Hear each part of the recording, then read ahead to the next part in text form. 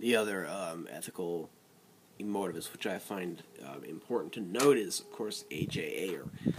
A.J. Ayer was a logical positivist and somewhat a part of the Vienna Circle.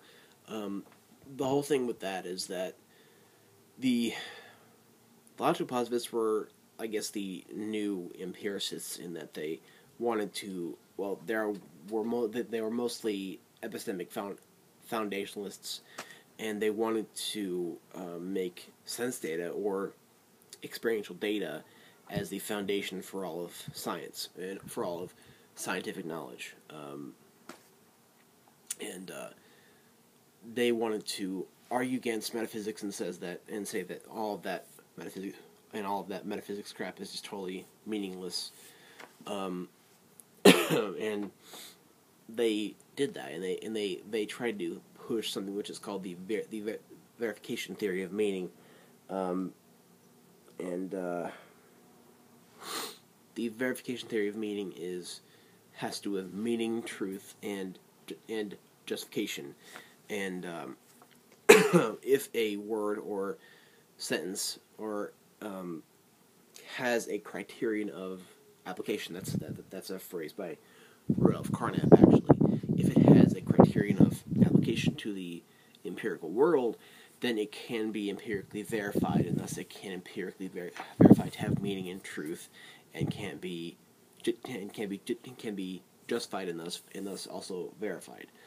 And that you can't just say something like TV or 2V and say, well, there are some empirical, or there are some signs of TV-ness, but not really have any empirical links to that. And the positivists kind of arguing against people like Hegel and Heidegger and people like that.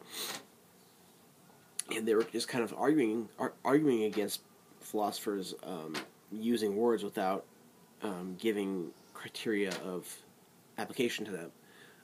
They kind of argued against using words that that you can't empirically verify to have a meaning, or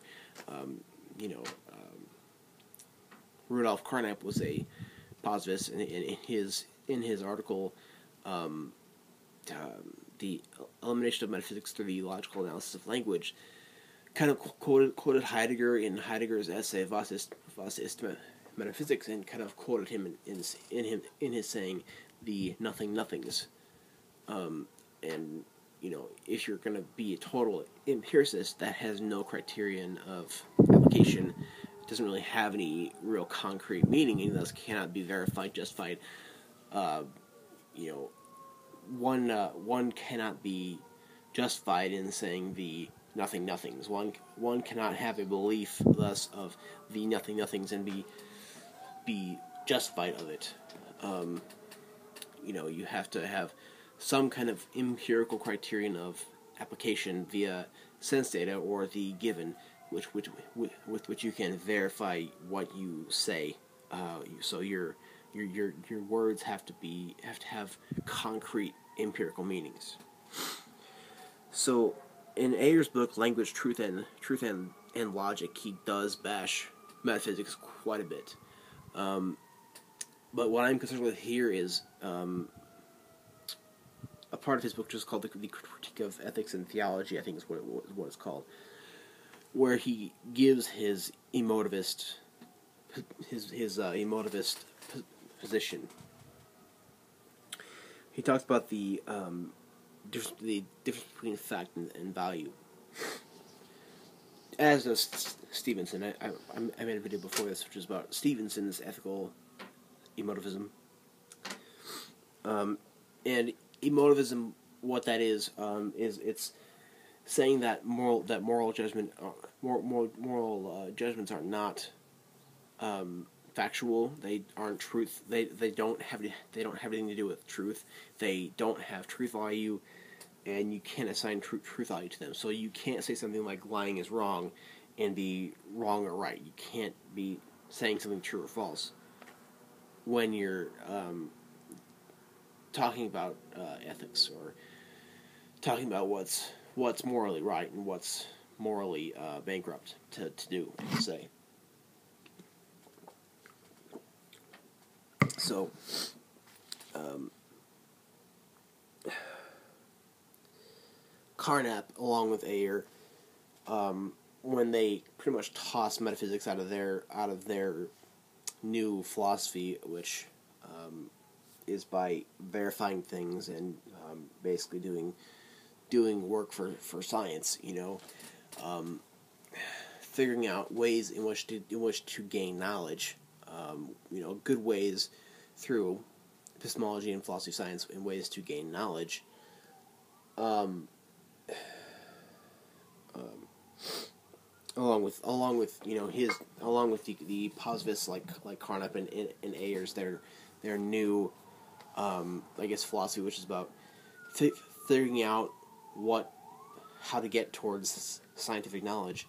They trashed metaphysics, and most of them tossed out ethics. Also, they tossed out the philosophy of debating what it is to be moral, or what it is to do something right, and they toss that out. And Ayer is saying here that we can't know a moral fact. We can't know a moral fact to be true, and we can't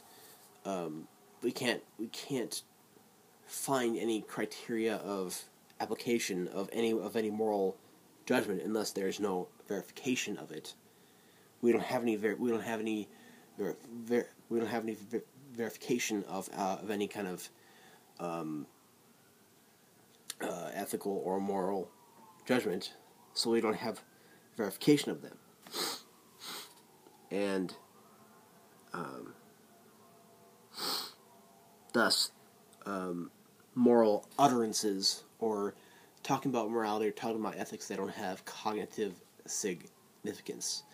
Hempel is the other logical positivist or Vienna Circle person, which I recall using that word, or that phrase, cognitive significance.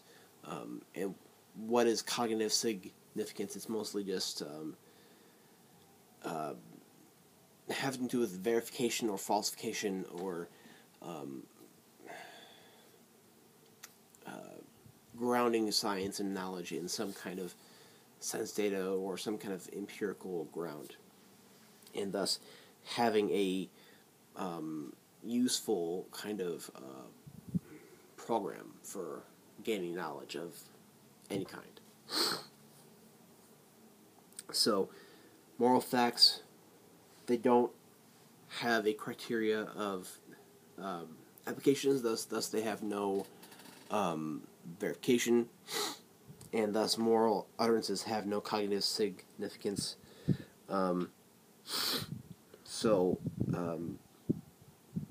Moral utterances are describing your feelings, or they are describing they are expressions of feeling. They are expressions of emotion, and I can see how that is ethical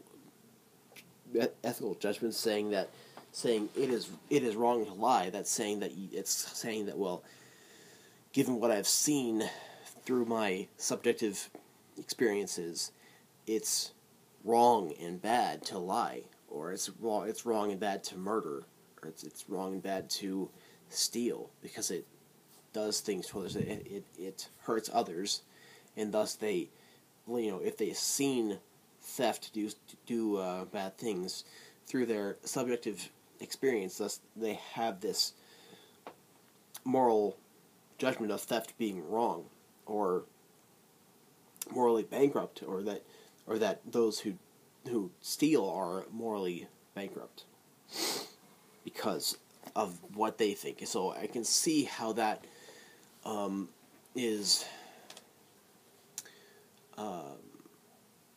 how that's a expression of feeling, and that we haven't really been able to prove any kind of normative or ethical judgments to be true or false, or to have any kind of factual nature. So in that way, I would have to agree with Ayer and Stevenson. I'm thinking, I guess there's my personal opinion, it's the only way that I can see that a moral fact would be natural, or a moral fact would be a fact, and thus we can study that in the same way that we can study chemistry or biology. The only way that I can see that is if there is positive psychology. Now, this came from a comment on one of my videos. That would be through positive psychology, which would be a empirical study of people's emotions, and thus kind of studying what the resultant emotions would be given a certain action being done to someone. And I think through that being done, we could